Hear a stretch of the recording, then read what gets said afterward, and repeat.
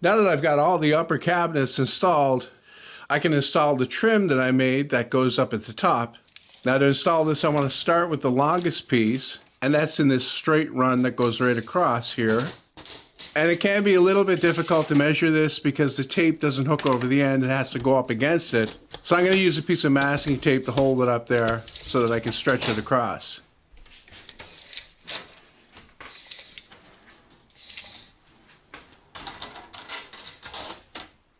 And here I can see that the measurement is 93 7/8. That may be a little bit long, but I'd rather cut it long and then have something to trim off than cut it too short and then have to make a new piece.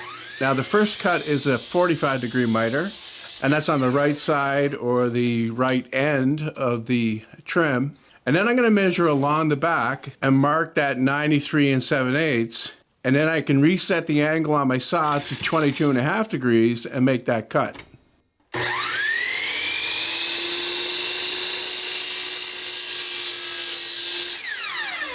And now I can bring it in and try it and see how it actually fits.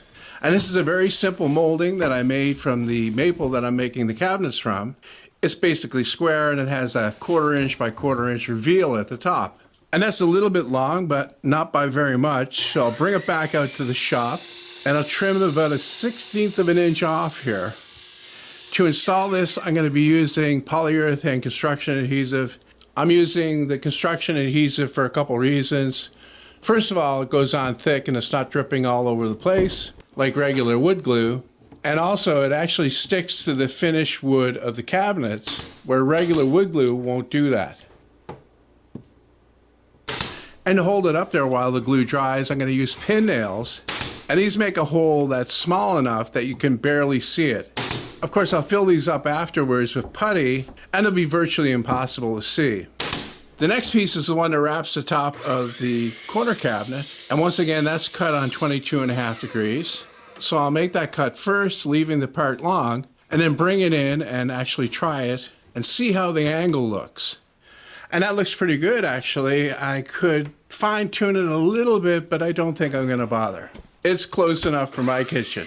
So I marked the other end of the trim, and that needs to be mitered at 45 degrees, so back out to the shop. And while I'm out here, I'll cut the 45-degree miter on what will be that very small piece that comes after this one. Now, because this is a very small piece, what I'm going to do is I'm going to use an auxiliary fence, which is just a piece of hardwood, and I'm going to make a cut at 22.5 degrees part of the way through that, and that'll allow me to line up the mark that I made on that very small piece with the edge of that, and then I can make that cut safely.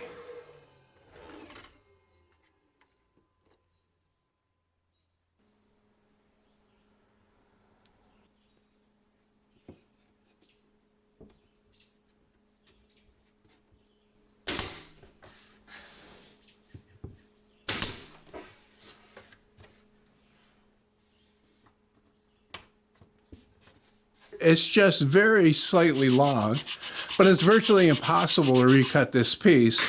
And if it was much further off, I would actually cut a new piece to go here. But to fix this, I'm just going to sand down very slightly the tip of that 22.5 degree miter.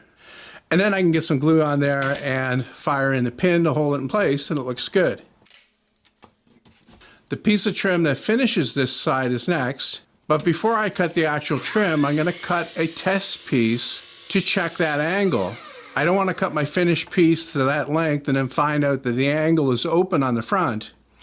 And as you can see, it is slightly open. And of course, one way of fixing that is to put in some sort of filler. But I think I can correct the angle by slightly adjusting my miter saw before I make the cut.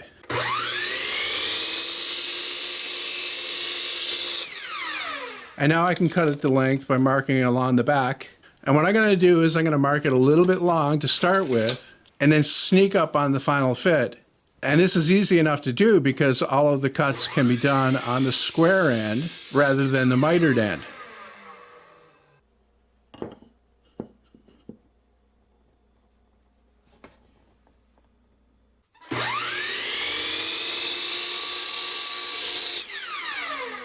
After 3 cuts, I got it to a good fit.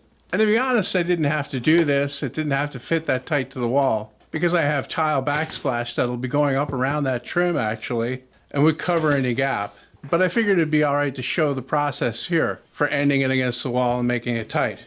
Anyway, that wraps this one up. I went on to finish the trim around the upper cabinets, but doing that is exactly the same as everything I've already shown.